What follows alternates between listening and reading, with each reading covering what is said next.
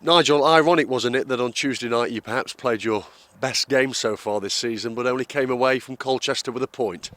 Yeah, I don't think that was down to anything that we did in our performance. Unfortunately, we think the referee made an error in stoppage time in awarding them a penalty, and that was the main reason we didn't get the 3 points. What has the referee seen, do you know, in order to give that last gasp penalty? Well, Andy Garner went in to see him, try and stay away, 30 odd minutes so after the game you're allowed in, and I think the referee's phrase was he bundled him over.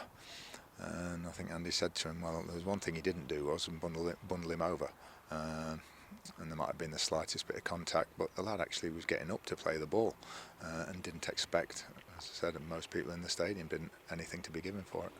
Aside from that, you must take real heart from that performance, because at one end Nathan Bishop, I can't remember him being tested, and at the other you created some good opportunities. Yeah, and that's obviously the next stage, is to try and put another one away, or certainly score more than the one goal that we deserved to. But our general play and some of our football was excellent, considering we were away from home as well.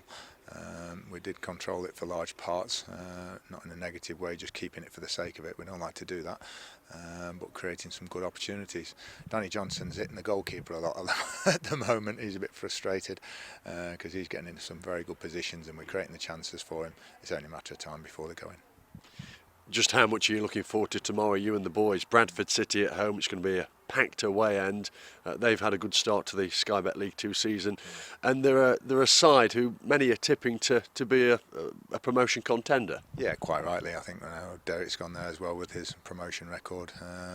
Then I think those sorts of things are justified, and the players that they've brought in, they're one of the, I think, last few remaining sleeping giants, and any team that can sort of get 15 to 20,000 in League 2 is a big club, and it gives them a lot of spending power as well.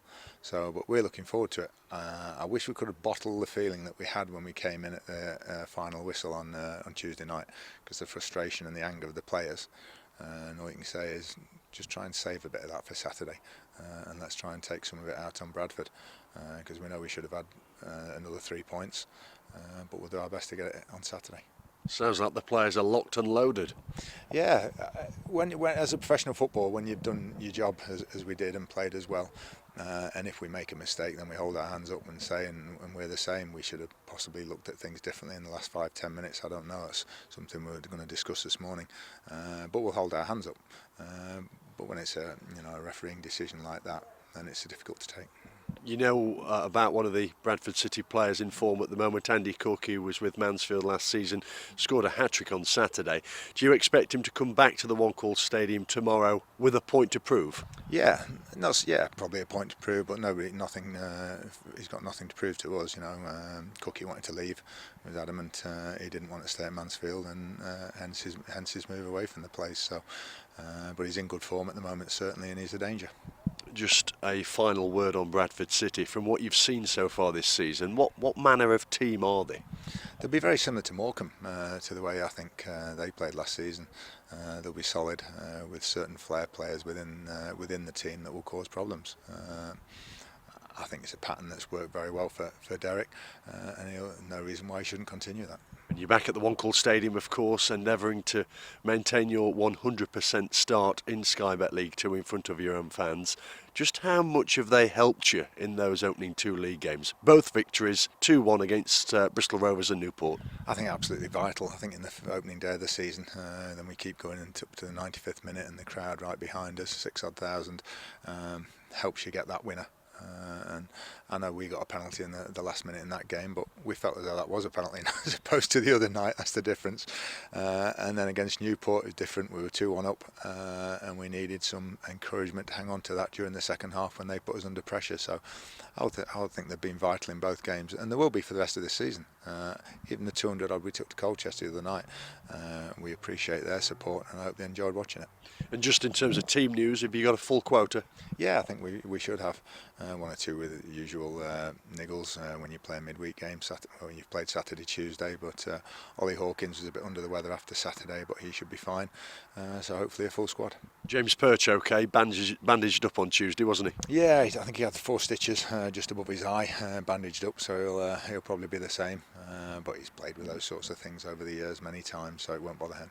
Elsewhere, let's just get a word from you on Jimmy Knowles, who joined Granite Morton on a season-long loan earlier this week. Take us through the thought process behind that, if you would. Well, Jimmy's got to go out and play. We've got some good strikers and forward players now at the club, so he's down the pecking order a bit. He struggled a bit pre-season in the games and in training at times, and I think it's brilliant for him to go and experience that sort of fresh challenge.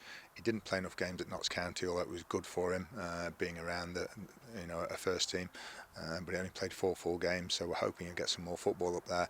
And say, a great challenge, Scottish Championship, good standard of football, and we'll see how he's looking in a few months' time.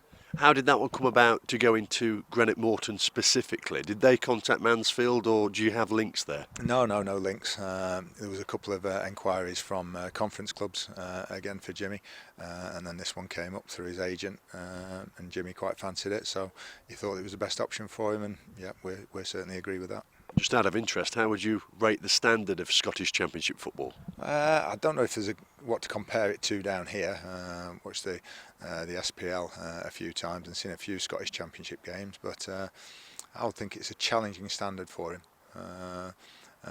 and a good one for him to go into, and certainly be physical, similar to the conference in that way. So it'll be a good challenge. Thanks, Nigel. Best of luck tomorrow. Thank you.